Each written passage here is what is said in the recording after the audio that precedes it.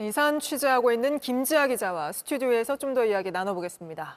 자, 김 기자, 먼저 그 회피 신청이 어떻게 이루어졌는지부터 짚어볼까요?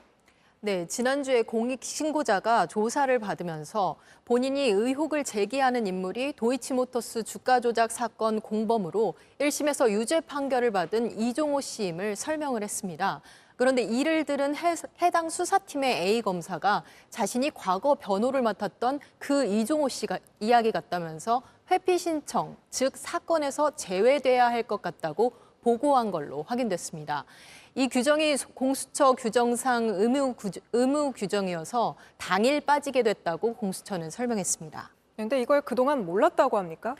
네, 같은 부서라도 조사하는 담당이 달랐다고 하고 또 부서 간에도 사건이 어느 정도 진행되기 전에는 공유하지 않아서 몰랐다고 했습니다. 공수처 관계자는 수사 과정에서 생긴 해프닝으로 이해해달라면서 최선을 다해 수사하겠다고 했습니다. 네, 근데 또 이렇게 회피 신청을 했다는 건 공수처가 이 부분을 이종호 씨에 대한 수사를 본격적으로 들어가겠다, 이렇게 볼 수도 있지 않는 건가 싶은데요.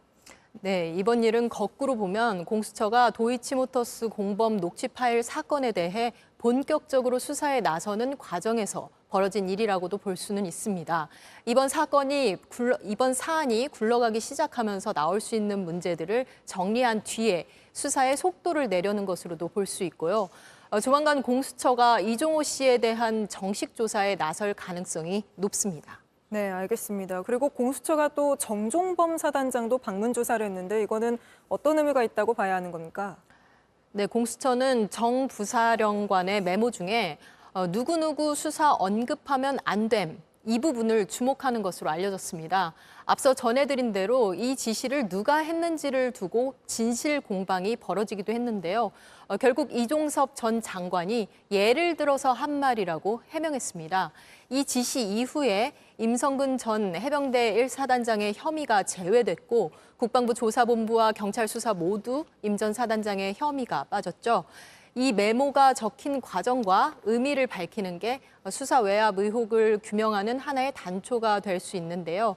공수처가 바로 그 부분을 보기 시작한 것으로 보입니다. 네, 알겠습니다. 오늘은 여기까지 짚어보겠습니다. 김지아 기자였습니다. JTBC 뉴스를 시청해 주셔서 고맙습니다. 저희는 저녁 6시 50분 뉴스룸에서 뵙겠습니다.